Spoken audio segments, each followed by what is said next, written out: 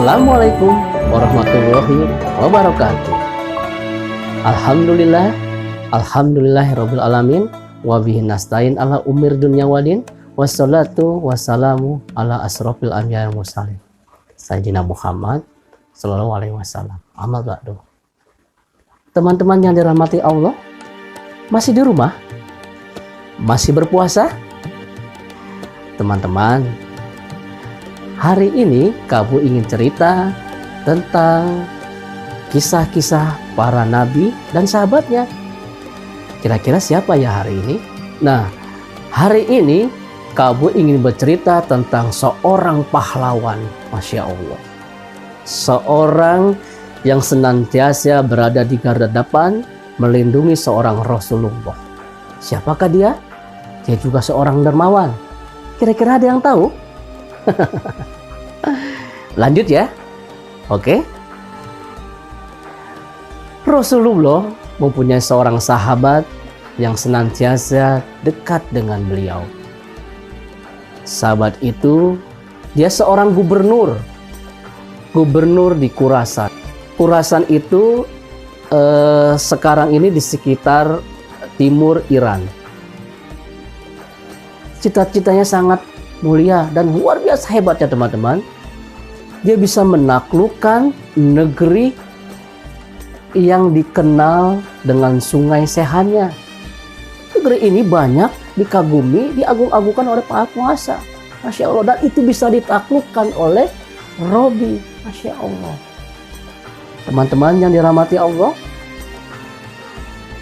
Robi dia mempunyai budak, banyak sekali budak-budak. Tapi ada budak yang sangat setia, yang sangat diagung-agungkan juga oleh Robi, yaitu Faruk. Masya Allah. Dia memanggil budak kesayangannya yang bernama Faruk. Faruk, Faruk, kemari. Faruk pun melangkah. Ada apa Tuan? Faruk, saya sudah tua. Barangkali ajal pun sudah menanti. Saya ingin memberikan harta rampasan perang di sini untuk kamu. Faruk pun tidak menyangka teman-teman. Sampai dia terheran-heran. Ah? Bagaimana Tuan? Tidak mungkin. Aku seorang budak bisa diberikan harta sebanyak ini. Tenang saja Faruk. Tenang saja. Ya, karena kamu adalah budak yang sangat setia. Setelah ini kamu akan saya bebaskan. Masya Allah teman-teman. Begitu bahagianya, begitu senangnya Faruk. Tuannya memberikan harta yang sangat melimpah. Berapa tahun kemudian, akhirnya Ar-Robi bin Ziyad meninggal dunia. Begitu sedihnya seorang budak bernama Faruk. Dia masih teringat jasa-jasanya tuannya. Teman-teman yang dirahmati Allah, mendiang meninggal tuannya, dia harus hijrah ke Madinah teman-teman. Dia izin kepada teman-temannya, lalu pergilah dia ke Madinah. Masya Allah. Ketika sampai di Madinah, dia melihat Madinah sudah berbeda. Udah kemajuannya sangat pesat. Hingga ia betah di sana. Umur dia sudah hampir 30. Dia pun akhirnya menikah. Julukannya pun berubah menjadi Abu Abdurrahman.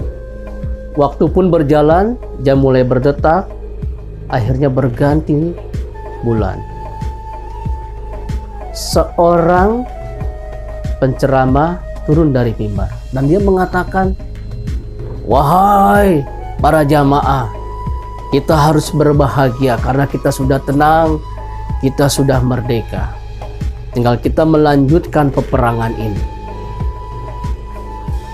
Faruk tergugah hatinya. Masya Masya Allah. Dia pun langsung menunjuk tangan dan ingin berjuang ke medan jihad. Dia meninggalkan masjid, lalu dia bicara kepada istrinya. Istriku, lihat, aku ingin ke medan juang, aku ingin jihad, dan harta-hartaku mohon disimpan. Hartaku, uang 30.000 dinar ini, kamu bisa belanjakan, selebihnya sisakan. Insya Allah mudah-mudahan barokah. Istrinya pun kaget, tapi tetap dia sangat sayang kepada suaminya. Sang pahlawan, sang pejuang itu akhirnya berjuang ke medan jihad. Istrinya pun melahirkan seorang anak yang bernama Rabiatur Roy. Masya Allah. Istrinya bingung karena suaminya tidak pernah pulang. Apa yang dilakukan oleh istrinya? Uang tersebut dipergunakan untuk tolabul ilmi, menuntut ilmi seorang anak yang bernama Rabiatur Roy. Dia belajar dari satu guru ke guru yang lain, hingga akhirnya menjadi seorang ulama yang sangat hebat, yang luar biasa, yang sangat diagung-agungkan dan dimuliakan oleh seluruh jamaahnya di sekitar rumahnya. Masya Allah. Teman-teman, itulah kita kalau menuntut ilmu adalah hal yang sangat berharga dibandingkan menumpuk-numpukan harta. Tiba-tiba di kejauhan ada seorang yang sangat tua. Umurnya sekitar 60 tapi masih gagah dan luar biasa. Badannya masih kelihatan kekar, jalannya masih tegak, dia berjalan. Dia melihat di kanan kiri banyak perubahan. Pintu terbuka. Apa yang terjadi? Laki-laki tua itu, dia menggunakan senjata pedangnya yang sangat tajam. Ketika dia memasuki rumah tersebut, tiba-tiba dihadang oleh seorang Robiah. Masya Allah. Semua melihat kejadian tersebut. Sampai ibunya sendiri, dia berteriak, Abu Abdurrahman, Abu Abdurrahman, ayo, selesai, sudah, tidak boleh bertengkar. Istrinya Faruk akhirnya melerai, lalu dibawa masuk, dan Robiah sendiri akhirnya dia menuju kamarnya. Faruk menceritakan kepada istrinya bahwa perjuangan dia di medan jihad, Masya Allah, sampai istrinya meneteskan air mata. Sampai akhirnya seorang Faruk, dia mengatakan kepada istrinya, wahai istriku, mana uang yang kamu simpan 30.000 dinar tersebut? Istrinya kaget karena uang tersebut sudah habis, teman-teman, karena menuntut ilmu anaknya. Sampai dia berpikir bagaimana caranya suaminya itu tidak marah. Suamiku, tenang saja, uangnya sudah aman aku tempatkan di tempat yang sangat rahasia. Bahagianya mendengarkan itu, Faruk pun akhirnya memeluk istrinya. Masya Allah. Azan subuh berkumandang. Seorang Faruk, dia siap-siap untuk menuju masjid.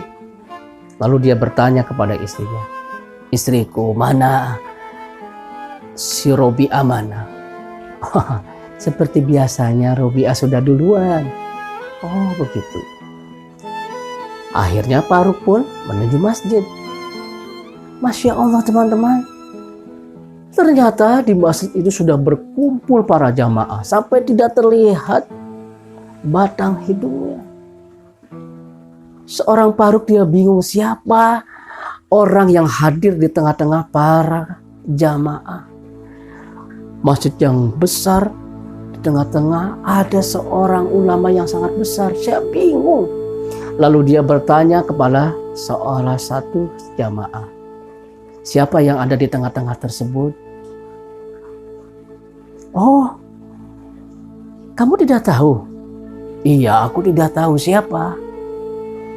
Dia itu adalah Rabiatur Royi. Betapa kagetnya dia. Ternyata di tengah-tengah para jamaah tersebut adalah seorang anaknya. Masya Allah. Dia pun berlari sekencang-kencangnya menemui istrinya, teman-teman. Menemui istrinya, dia menemui istrinya. Istrinya pun mengatakan, suamiku, uang tersebut saya gunakan untuk menuntut ilmu seorang anak yang bernama Robi'ah. Dari guru satu ke guru yang lain, sehingga ia menjadi seorang ulama yang besar. Faruk pun meneteskan air mata, teman-teman. Masya Allah, ini yang saya harapkan. Ini yang saya harapkan istriku. Bukan harta yang berlimpah, tapi ilmu yang bermanfaat. Iya suamiku. Aku merasakan bahwa harta yang sangat besar, yang sebanyak tersebut, kalau digunakan yang tidak bermanfaat itu akan jadi sia-sia. Masya Allah teman-teman. Bagaimana dengan teman-teman? Ini bulan Ramadan loh. Banyak bersedekah. Banyak mengeluarkan. Sedekah itu tak akan pernah menjadi miskin. Makanya istrinya Faruk, dia selalu memberikan harta yang terbaiknya. Dengan cara apa?